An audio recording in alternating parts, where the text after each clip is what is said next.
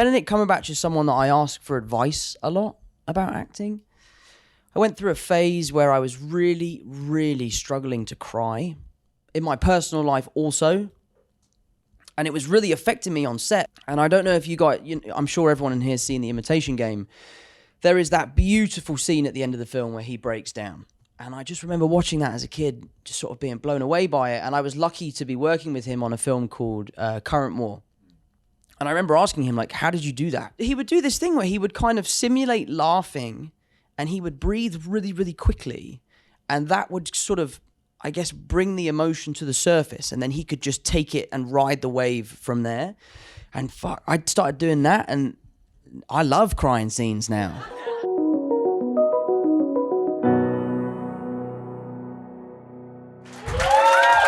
Tom Holland. Thank you so much. Nice to see you. Thank God you were backstage. I almost tripped out on my way out here, so Really? nobody saw that. Yeah. It's slightly treacherous, yeah. Tom Thank Holland. you for coming, everyone. Thank you. Yeah, Tom Holland, thank you for coming. It's so nice to see you. I did one of these last night, and it feels so special to be sitting across from an actor at this point talking about a project or their career post-strike. So tell me, how are you feeling coming out of the strike, and how did you spend these past couple of months? I mean, it's really exciting getting back to work. You know, I feel very lucky that it felt like a welcome time off for me to be with my family, spend some time in London. You know, it's an exciting time. It's an interesting time for me. I've been so lucky in my life that really since I was about 17, I've always had something to come out when I was going on to a new job. So for me now, everything I've done is out. So I have nothing left. My agents are sitting backstage, so you better fucking get to work, boys. But yeah, so I'm really excited about what's next. I really feel like I'm starting kind of the next chapter. The Crowded Room kind of feels like the perfect launching pad for me to do that. I feel very lucky to be here tonight. I feel very lucky to, you know, feel excited about the future. I'm nervous, but I think being nervous is always a really good thing. When it comes to working in our industry, it's very exposing. You have to learn to be comfortable with being vulnerable. So I'm feeling really good. I love that. I know you love to feel a little uncomfortable, a little nervous. You love to take on a new challenge, and you meet them always so beautifully and brilliantly. So let's talk about this one that you took on in the Crowded Room. Take me back to early 2021 when you met with the creator, Akiva Goldsman, and tell me what that conversation was like. I met with Akiva for the first time at the Soho House, and we had a meeting at like 1, and I was sort of thinking like, I'll go and sit down with him for a couple hours, hear what he has to say. I ended up leaving at like 10 p.m. because I just fell in love with him. There was something about him that really convinced me to tell this story. He's spoken very openly about his past, and he has a very deep personal connection with this story. And I felt the responsibility. I recognized the challenge. He also really enticed me with saying that people that I have really looked up to in the past, James Cameron, Fincher, DiCaprio, people have all tried to crack this project. And for me, there's something about that I was like, oh, I would really like to be the person to figure that out. And then while we were shooting, I was like, I can totally see why no one wanted to make this show. This is a disaster.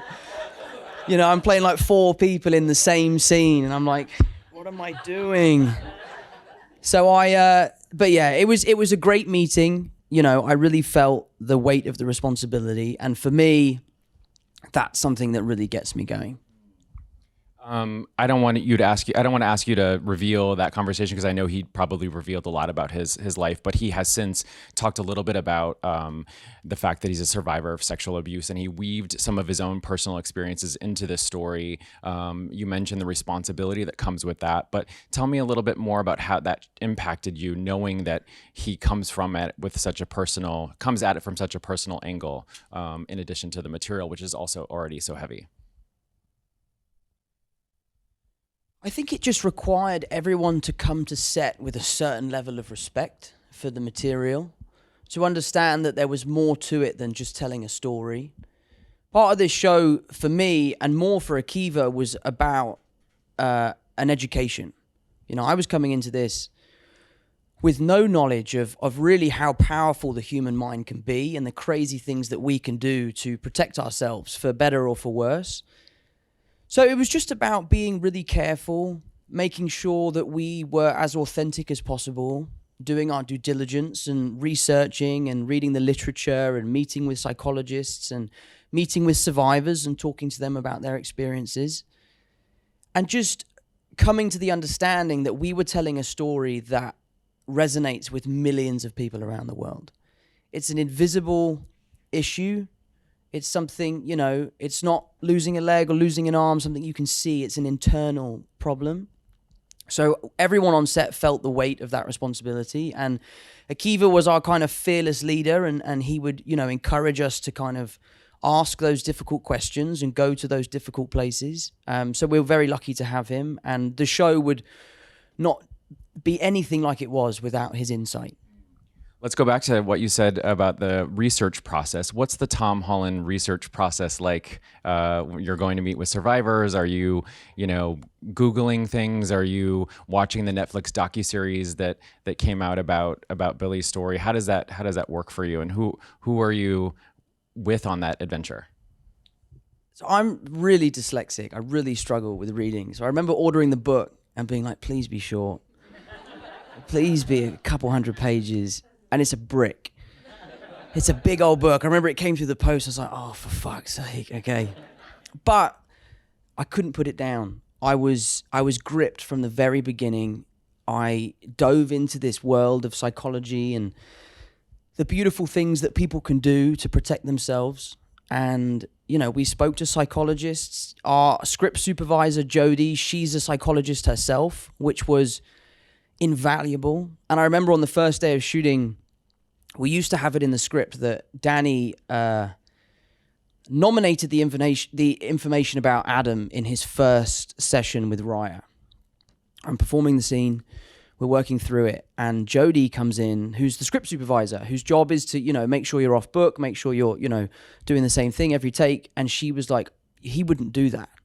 And all of us were like, whoa, Jodie, like, you can't say that to the writer. And she was absolutely right. And to testament to Akiva, he listened to her and he knew that she was right, and we changed the script. And it took a long time to figure out where to put that piece of information.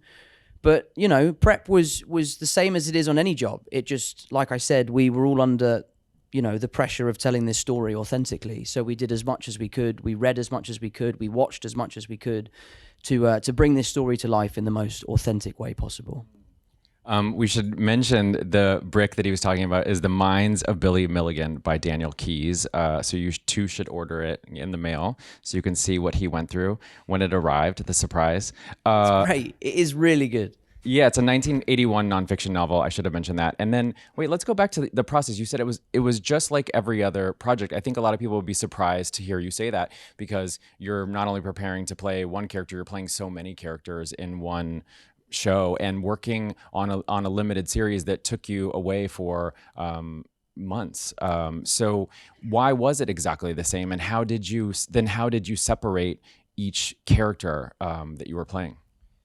Yeah, I mean, it was the same in the sense that I approached it the same. The workload was different, obviously. We're trying to figure out how to bring 7 different people to life. We're also going through the intricate process of casting people that I will end up mimicking. So I'd be sitting in a room with my acting coach and looking at tapes and going, oh, I really like how that person does this. That feels like a very natural kind of quirk that they're bringing to the character. So the approach was the same, just the workload was different. We would work in a studio, we would bring the actors in who were going to play the alters and work with them and workshop different ideas. And I was very keen not to direct anyone. I knew that wasn't my job. We were there as creatives and collaborators, and I wanted them to create a character that I could then copy. Because it also took some of the workload off of me. It allowed them to be more creative, and it meant that I could just kind of leech off of their creative talents. So it was different, but it just was, a lot of work. Most of it was in voice. I have a really high voice. My default setting is like way up here. If you've ever seen a film called Spider-Man, it's like, hey, I'm up here. So I really, really try to work to lower my register, which is something I'm actively doing now. And that was for me what really helped me kind of build these different characters and make these subtle changes in physicality while big swings with voice, because I think that they complement each other really well. You're doing a great job with the voice, by the way. Yeah, I have to really think about it. Yeah. I'm really like up here if I want to be myself. Both sound great, you guys, don't they? Both sound great. Wait, let's talk about what you just said too. So you're in the room, you're watching tapes, you're watching other actors audition. So was this the first time you were so involved in, were you actually involved in casting them and saying, I really like this person, let's go with them? Or were you just watching their tapes after they had already been cast? Yeah, I was very involved. We would meet with the actors, or we would watch tapes and we would give notes, and the notes would go back as feedback, and we would watch them retape, or they would come in and read with us. And, you know, having been on the other side of that scenario, I was able, I feel, to bring a nicer environment to what most auditions are like. I'm sure I can speak on behalf of everyone in this room that casting directors are tricky people. But it was an amazing experience. I found it very difficult. I didn't enjoy it. I found it, you know, I really liked everyone. But it was, you know, the right thing to do. And I thought that because I am going to have to portray these characters, I want to have a little bit of control as to who ends up playing the alters. Well, there's so many reasons to compliment you, but even more so now after hearing that, because I was so struck watching this at the level of talent, top to bottom, in this show. I mean, it starts with you, and then just every single person: Amanda, Christopher Abbott, Sasha Lane, you know, Will Chase. I mean, I could really mention everybody down to like background people, and they were all brilliant. So great job. You have a career in casting if you want one.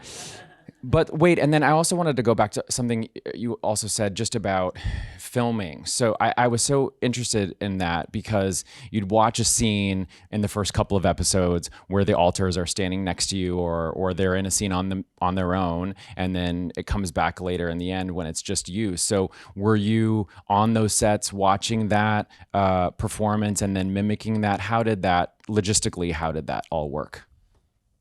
It was, to be perfectly honest, it was a bit of a logistical nightmare, because when you're doing stuff like that, you can't have directors directing scenes from other directors' episodes. So you have to have both directors on set who have their own cinematographers, who have their own operators. So you'd shoot one version of the scene with the alter. The alter would then leave, and then half the crew would leave, and another crew would come in. And they weren't allowed to be there to watch what we were doing at the beginning. So then I would be like, okay, guys, so this scene is...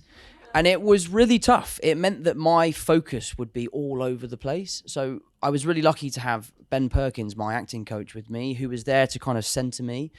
And he would take on a lot of those responsibilities. But it was really tough. The best time that we ever did it, that felt most fluid, was when Sasha was in the club. And she's dancing and she's free. And her and Elijah are just, you know, making magic. And the way we did that is I would just stand off camera watching her, and then the director would shout switch, and then I would just jump in. And then Sasha would tell me to do something different. She'd be like, I'm not dancing anything like that, Tom. This, like, watch me. And then she'd come in and swap, and we would bounce between each other. And I don't think I've ever had such a strong connection with, you know, a fellow scene partner as I did with Sasha when we were doing that scene. She is an absolute powerhouse, and I'm so proud of what she did in the show. That whole sequence of shooting that nightclub was so tough, and it was so taxing on her, but, you know, she never once complained. She was game for everything, and she's amazing. She is amazing. Amazing. And just such a great talent. And her scenes here with you are mysterious and captivating. You mentioned the nightclub scene. I'm glad you brought it up. I feel like everybody pays so much attention to what happens in the bathroom stall, as they should. But what happens in the nightclub when you're dancing and when you're at the bar, I found also equally electric. Can you tell me just about inhabiting that and putting on a little eyeliner and doing a little dance? Yeah, the funniest thing was because we're shooting in New York, so my trailer's just on the side of the street. So walking from my trailer to set, people were like, was that Spider-Man? With eyeliner on and his hair all... I tell you something really interesting I noticed. So we sat down with the choreographers, we were prepping the shows before we started shooting, and we were trying to figure out how to shoot the dance. We wanted it to feel very free. We didn't want it to feel choreographed in any way. So we're watching all this footage of people dancing from Studio 54, yeah? And we're watching all these people dancing, and we're watching it. We go in the mirror and we start mimicking it. We're watching it again. We go in the mirror and we start mimicking it. And, you know, I'm a good dancer. We've got pro dancers in the room. And none of us can quite crack why we can't dance like they can. And we're watching it, and it's not drugs. That's not what I'm about to say. It's not the fact that they're all high. What I took away from it was that no one had ever seen themselves dance back then. There's no cameras, there's no social media, there's no like, oh, I hope I look good in this moment. It's just people being free and enjoying themselves. I'm sure there's an element of, you know, Molly here and there, or people having a really good time. But once we realized that, it sort of gave us the green light to really just let go, forget that the camera's there. We would do 5-6 minute takes, and it was fun, and it was freeing, it was exhausting. I'm so glad that Sasha decided to not wear heels in that scene, because you know, I was going to try and wear them as well, and I definitely would have broken an ankle. It would have been rough. We can't have that. Well, you got through it beautifully. But what about the other challenges? Because the other characters you inhabit, heels or no heels, are quite demanding. I'm just thinking of the physical presence of Yitzhak, and also just like the naivete mixed with sort of brash innocence of the young alters in high school, and also just everything else you do. So we could probably talk until tomorrow, just the process of each one. I don't think you have time for that. So how about just tell me either the most challenging alter that you played, or just your favorite scene? Well, I think creating the alters was about almost making Danny be the furthest from myself. The goal with Danny was to make him feel as small as possible. When I was at school, I was always the smallest kid in class, and it was tough. You're always looking up at people, and it was nerve-wracking, you know. So with Danny, I really tried to make him feel as small as possible. You know, which was so great about Levon and Sam playing the alters, is they're both really tall. So you feel this kind of like, oh, he's such a little kid, he's vulnerable. But what was great about that is, you know, rounding my shoulders and trying to sink my head into my shoulders meant that when I became Yitzhak, I could grow. And we could do this thing where my shoulders would come back and I would lift my head up and I would feel like I was becoming someone new. So that switch for me was my favorite, playing that switch over and over again. Switching into Johnny was always really fun because he felt very reckless. I love the idea of playing a character that never has to deal with the consequences of his actions. So I thought that was really interesting. But for me, switching into Yitzhak was such a physical demand that I fell in love with it. And, you know, we ended up adding a bunch more Yitzhak moments as we were shooting, because I feel like I was tapping into something that I'd never done before creatively. And like when we shot that fight on the street with the boys, that was never supposed to be seen as me doing it. And I was on the day like, oh, please let me shoot a version of this. Like, please, this would be so good. And it works. I'm really proud of it. And for me, the core was making Danny feel really small so that the alters could grow out of him. It really worked. I loved that scene. The physicality and the physical acting, was that your acting coach that you mentioned who helped you get there, or did you have a separate physical coach, I guess, for that? It's Ben. Yeah, I've worked with Ben since I was a kid. He did my first film, The Impossible, and you know, we haven't done every film together, but whenever I do something that I think is going to be really taxing and something where I really need extra support, he'll come along. And what I love about Ben is his honesty with me. And he knows what I can do. And sometimes, you know, a director will say, that was great, I'm really happy, we'll move on. And Ben will say, give him a couple more, like there's more in the tank. And I love that. But when it came to physicality, because what I was doing, like you guys just watched, I think it was 8, what you just finished. The scene where I'm Johnny and I do the line in Angelo's apartment and I'm dancing around, I felt really self-conscious doing that, just because, you know, anyone would. And Ben would be the one that would come in and he would just say to me, look, no one's going to believe you if you don't commit. Like, you have to commit because you're not committing right now. And I was listening to him. I was like, I know, Ben, but I'm really struggling. Like, I feel like what I'm doing is too much. And he would say, trust me, you're not doing enough. So commit. And that's what you'd love to hear as an actor. There's nothing worse than like, can you just tone that down a little bit? That's a tough pill to swallow. But give me more is like, oh, so I'm doing something right. And that's where Ben was invaluable because I trust him.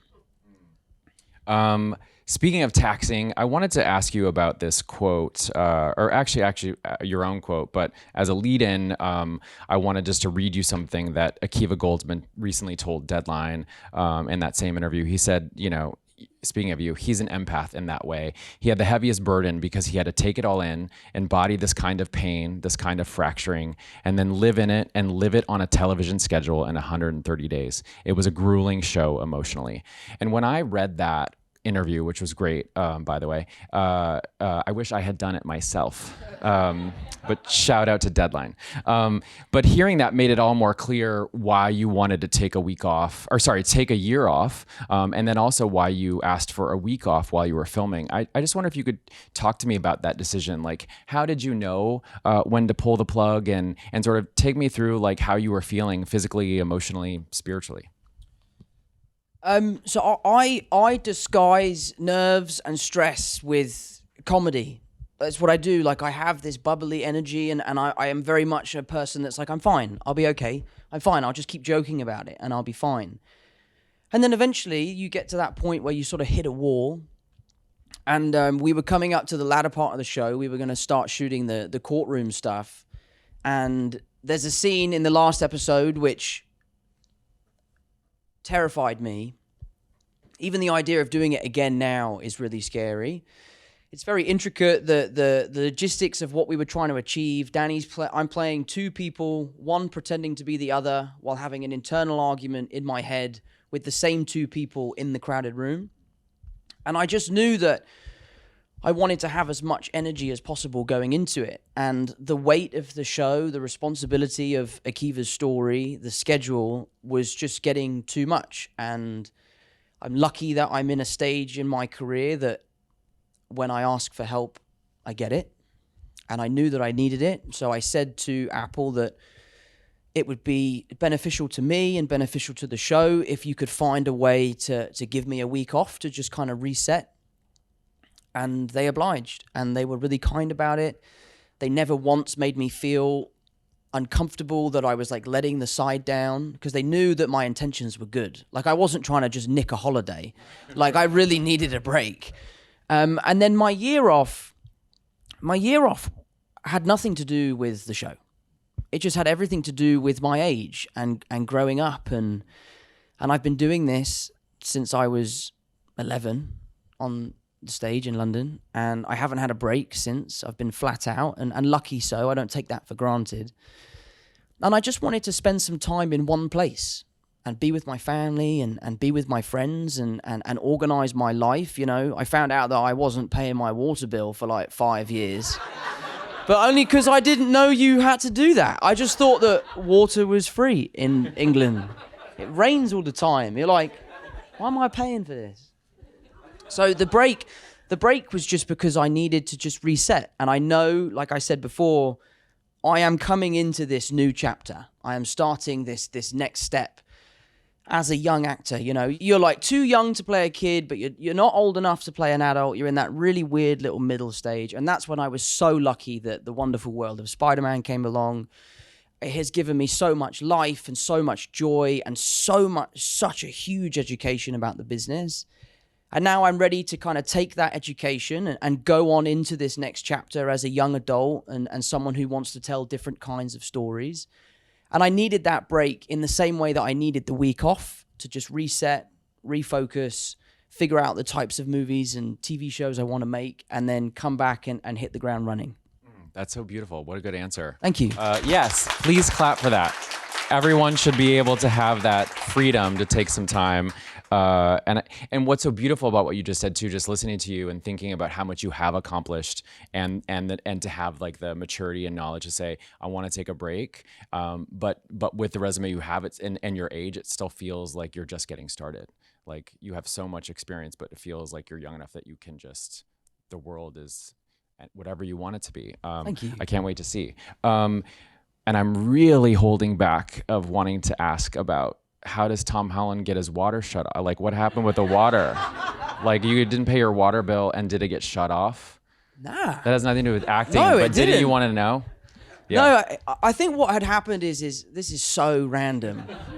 Basically, what had happened is I had two accounts. One was actually paying for the water, so I was paying for it, but then I had another one where I was consistently getting these emails of like, we're going to shut your water off. And I was like, but my water hasn't shut off yet. So like, I don't really have to worry about this. But I was actually paying my water bill. I just wasn't aware I was doing it because listen, my agents are backstage and they'll be like, he never replies to his emails. He's useless. So I needed to grow up as well in my year off. I needed to become an adult. I love that too.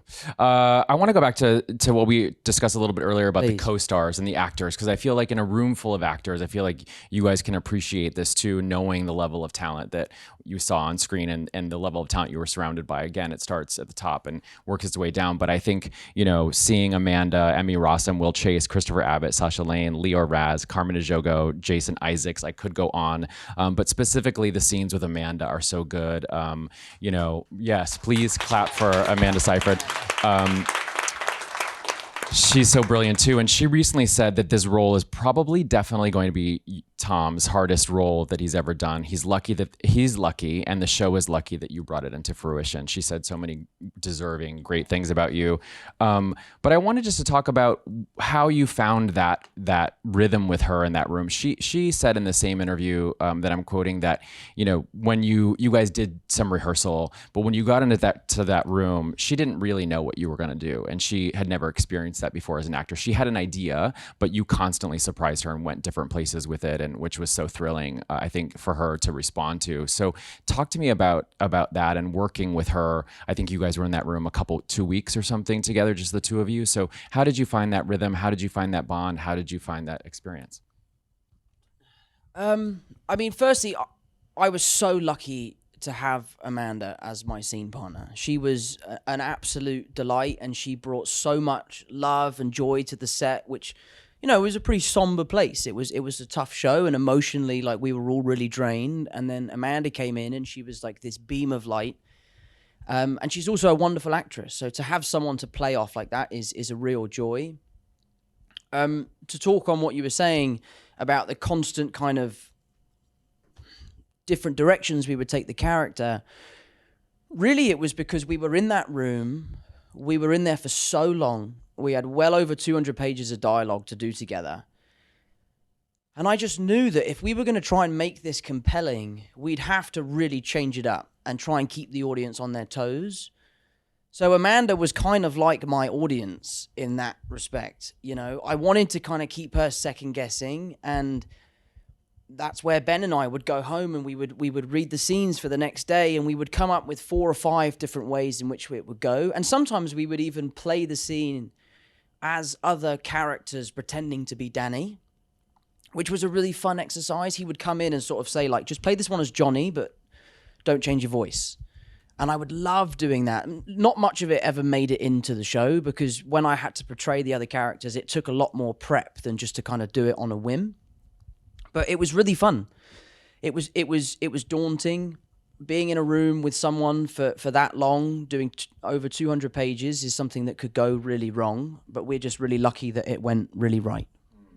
It really did. And I want to stay on that for 1 second, because there's a scene with the two of you. I want to say it's episode 6, where you are Danny, and it's the first time we see you physically switch into another character. You know what I'm talking about. Let's unpack that. Let's talk about that, because it was so brilliantly done. I found it, I knew where it was going, but I was sort of waiting for that moment during the series of like wanting to see you do that, and you nailed it. So can you just talk to me about that moment? How many takes did it take? How did you do that? Just actor process. again, it goes back to what Ben was saying, which was like, unless you commit, no one's going to believe you. And what I really wanted to try and convey was this element of vacancy. The idea that the body is still there, but the mind has gone somewhere else. Because geographically, there is a time break from when Danny leaves the spot and an alter takes the spot. You know, they are moving around the barn. So we had this idea that the switch isn't instant. There is this moment of just an empty vessel. And for me, that was something that was really powerful because it's quite confusing when you see it for the first time. And I forget who I switch into. I switch into Yitzhak, don't I? Yeah. Or Jack. Jack is in the courtroom, so it's Yitzhak, I think. Yeah, I think it is Yitzhak, which is a great switch to do because the emotional range of two characters is so different. It's quite an easy switch to do. Switching from Johnny to Mike is really difficult because they're very similar, and we wanted it to be that way because lots of people, you know, who have MPD go unnoticed. They go undiagnosed. People don't know that they have it. But yeah, in that moment, it was just about finding stillness, committing to the fact that it felt odd. I would kind of let my eyes glaze over and let Amanda go out of focus and sit there. And the actual take is way longer than that's in the show. I was milking the shit out of it. But it was really, yeah, it was great. I'm really proud of that moment. It's such a good moment, and you were right, it's Yitzhak, because then I remember she feels threatened, and yeah, the that's guards right. come in. Yeah, I watched it. You make big mistakes. I've watched it a couple times to prepare. This all sounds so heavy, and besides, like, I mean, even hearing you talk about doing, you know, takes and working long days, as we know TV can be grueling, and then you're going home at night and working with your acting coach and preparing for the next day. I just made me think, like, what is your decompression method? Like, or I mean, I know from backstage you like a little reality TV, but what is your escape? I mean, we all need a little comfort content at the end of the day sometimes, whether it's disappearing into TikTok or reality TV, or I mean, maybe it's just music. What do you disappear into to sort of clean the slate each day? I mean, to be perfectly honest, on this show, I was working so hard and I was so emotionally drained that I would really come home, eat, and go to bed. And I'd just get ready for the next day. Ben would come over, and then Ben ended up actually moving in with me because I was like, mate, let's save time. Like, I'm having to wait for you to come over, and I want to go to bed. And then you have to go home and it's late. So he ended up moving in. So we'd work for 45 minutes. I never memorized my lines the night before. I always do that the morning of. I feel like my best work comes when I'm being most instinctual. When I really prep something, I get stuck in my ways and I struggle to take direction. So I like to be like a real kind of like blank canvas for a director. So yeah, really I would work with Ben and I would go to sleep. And then on the weekends, I would just play golf. I'd put my phone away. I would, be in nature and just play golf and just get really frustrated with how shit at golf I was back then and just be like, it was tough. But that's what I would just go and be outside. You said back then, that means you're better now? Well, yeah. Yes, I am, yeah. Yeah. No. No. What time are you getting up in the morning if you like to memorize your lines in the morning? So you're coming home, eating, going to bed, and then what time does alarm go off every day? I do it. I learn my lines in the makeup chair.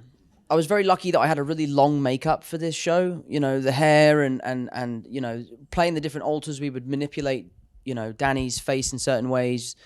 But it's something that's always come really naturally to me. I have this little method, which is there's only 3 ways in which a conversation can go.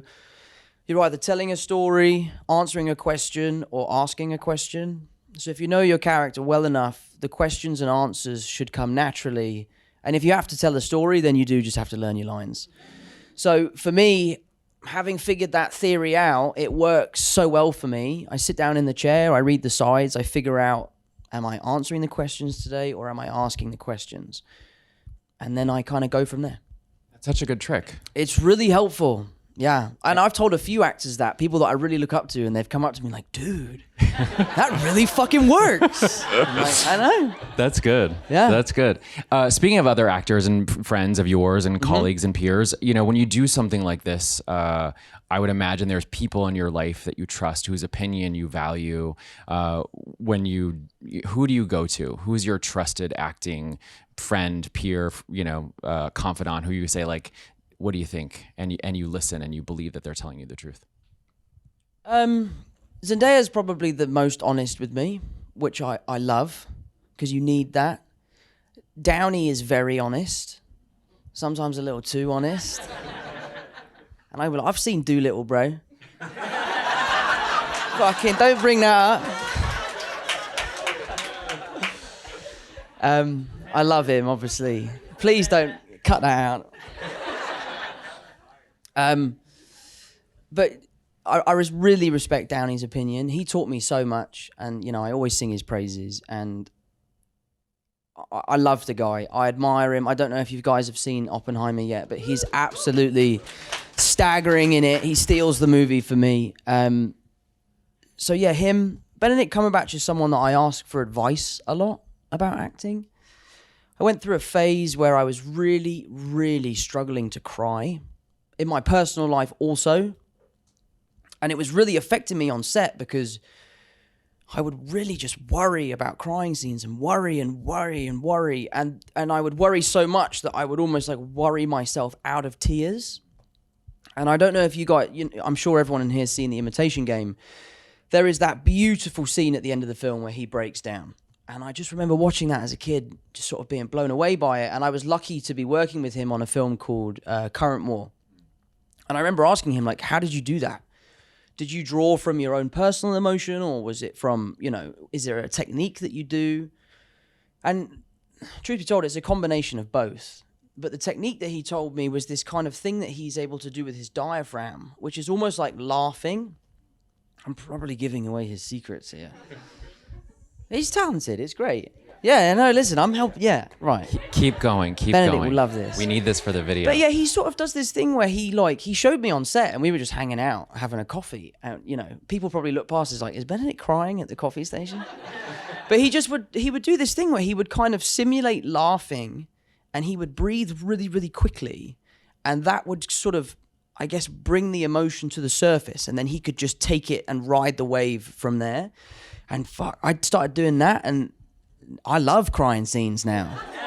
I love it. I feel really confident. It's something that I really feel like I have in my wheelhouse. I don't have to draw on past experiences or personal matters anymore, which is really important, especially for a show like this. But yeah, no. So Downey, Benedict, and Zendaya. And thank you for that, by the way. And you are a great crier. There's one scene in this too where there's like a single tear that falls. Remember that one? I can choose the eyes too. You can? No. Come on. No. Not that good. Nah. Which single tear? Oh, in the prison in the room, interview room. Yeah. I remember the one. Yeah.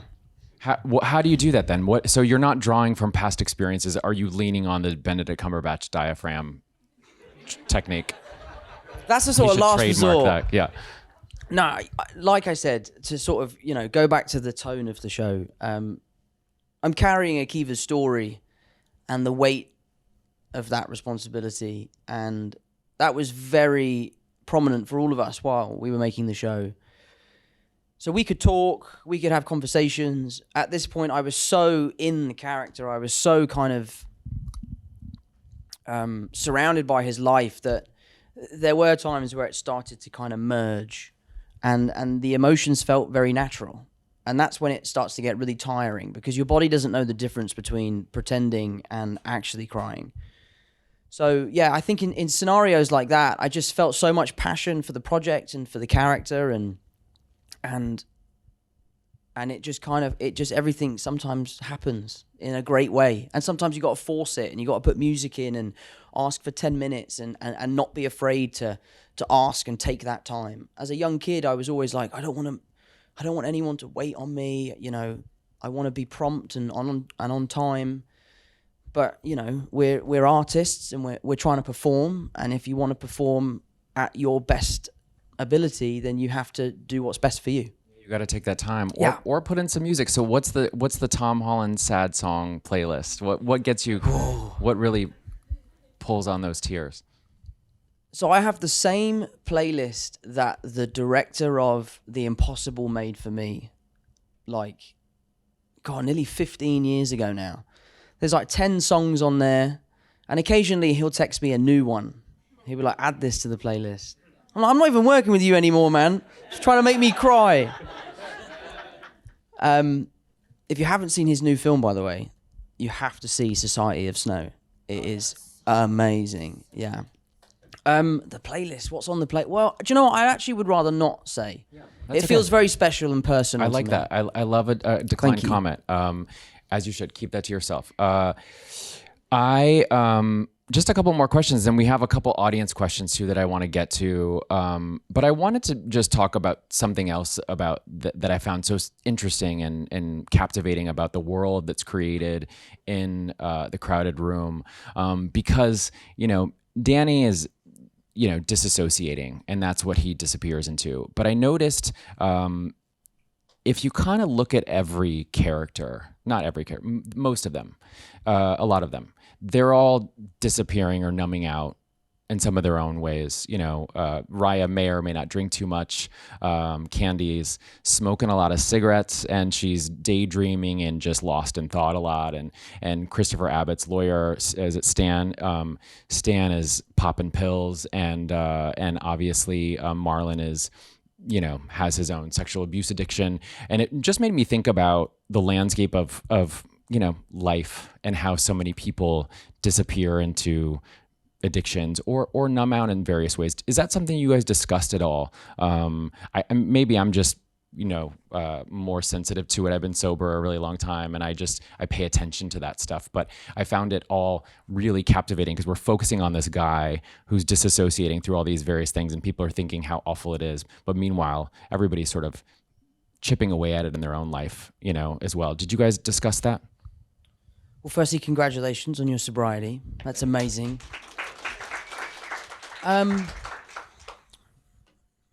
Wow. I'm not really sure how to answer that question. Every character in our show is flawed in some way for a multitude of different reasons. Akiva would probably be better to answer that.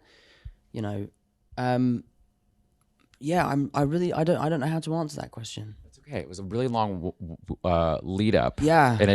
And it fell like a lead balloon. But that's okay. We'll move on. Cut the Downy thing out and that. Yeah, we'll cut fine. it out. Cut that out. Yeah, cut out that question, please. We'll get to the audience questions better that are more tighter, and Right. We'll probably go further than my question did. Amelia, is Amelia here? Hi, Amelia.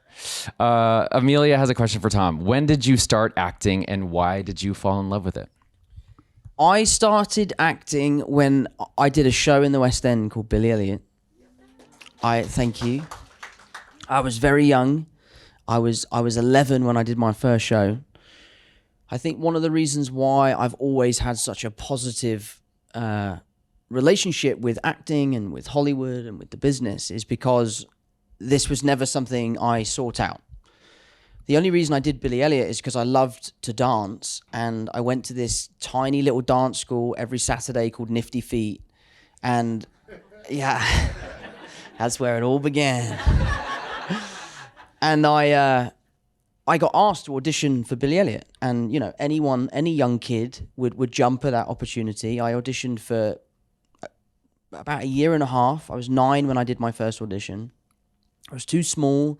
They started sending trainers to my house. I had ballet teachers coming to my school, and I went to a very sort of blokey rugby school. So being the one kid doing ballet at lunch in the school gym was a movie in itself.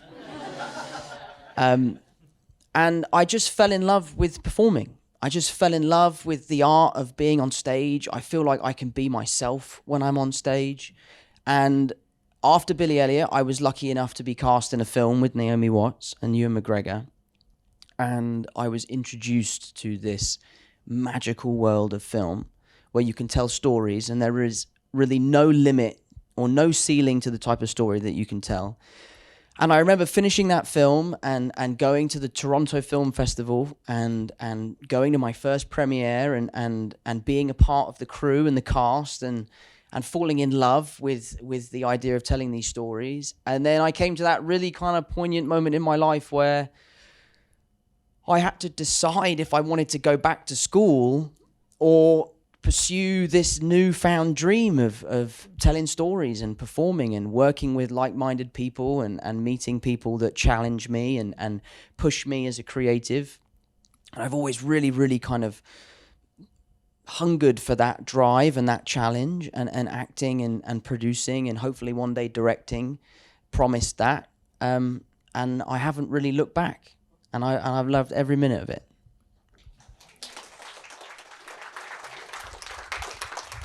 See, that was such a great question. Thank you. Yeah, great question. And a well-timed applause. He deserved that applause. Now, no offense to Kayleen and Micah. We went over your questions already, but they were great. So we covered them already. So we'll just do two more questions from Nicole, who gave two options, option number 1 and option number 2. We're going to go with number 2. Is there a skill, hidden talent of yours that you want to use in a project but haven't had the opportunity to do? And if so, what is that? I guess I have used this skill to a certain degree, but I've never been able to really go for it in ways that I would like to. And obviously I have quite an extensive background in dance. You know, doing Billy Elliot was really intensive, and I was trained in ballet and tap and gymnastics and jazz, and we would sing and I have all of it in me, and I use it to build characters. For me, the first thing about building a character is all physicality. It's all putting it on its feet and walking around and figuring out how the character's going to move. And a lot of my dance background, I think, has helped me do that. So I have used the skill, but I really want to dance in a film. I really want to push myself and find something that I find really difficult and really intimidating. Dancing in a club is one thing, but you know, I have something that I might do. Fred Astaire. Yeah, which is really exciting. I put some tap shoes on for the first time the other day, and I am rusty. So dancing would be something I'd love to really, really push the limits of and see what I can achieve. And so was that just to test him out and put him on, or was that a official rehearsal, or what's the latest? It was in my garage. Ben Perkins, my acting coach, he bought me the tap shoes as a wrap gift for Crowded Room. And I put them on. I went into... Tap dancing is something I do when I'm nervous. If you ever watch me on set and I'm doing something difficult, I'll be tap dancing. Chris Evans does that as well. He tap dances, which is really cool. But yeah, so I'm good at it. I just need to just fine tune a few things. But that wasn't an official rehearsal. That was just me figuring out whether I could still do it. That's great. One more question. By the way, this has been so great. Yeah, thank you so much. Wonderful. This has been amazing, guys. This is so wonderful.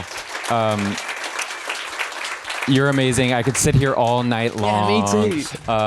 I really love this. Thank you. And what I love the most about it, and this is going to lead into the last question, is just that you've accomplished this. You really stepped up to the challenge and knocked it out of the park. I think that what you did here is so brilliant. And so a round of applause for the Crowded Room. And then to hear you say that, like, the slate is clean, and now you took the breather, and now you're ready to get back to work. So, in closing, I mean, you mentioned directing, you mentioned the Fred Astaire. So, coming out of this time, what is it that Tom Holland wants to do in the next 5 to 10 years, or where do you see yourself going from here? I just want to do things that scare me. And things that I feel uncomfortable with, I think when you do what we do, you have to be comfortable with being uncomfortable. This show is a perfect example of that. Ben consistently telling me, if you don't commit, they won't believe you. And the reason I wasn't committing is because I was afraid. I've never done anything like this before. And I got so used to the Marvel machine and the safety blanket of Spider-Man and feeling like I was protected. Doing something like this was incredibly scary, but because it was so scary, it was so fulfilling and so rewarding. So for me, going forward, if there's something that I feel like I can't do, I'll be like, I want to do that one, you know? Yeah. You know, playing a sort of stupid English doofus geezer is not what I want to do, because that's my life. So that's what I like to do, something that scares me. It's amazing. Well, I can't wait to see. I know everybody here probably feels the same way. You guys, thank you so much for coming out. And thank you. And thank you to my friends at the SAG-AFTRA Foundation for hosting this. And please get home safely. And one more round of applause for Tom Holland, please.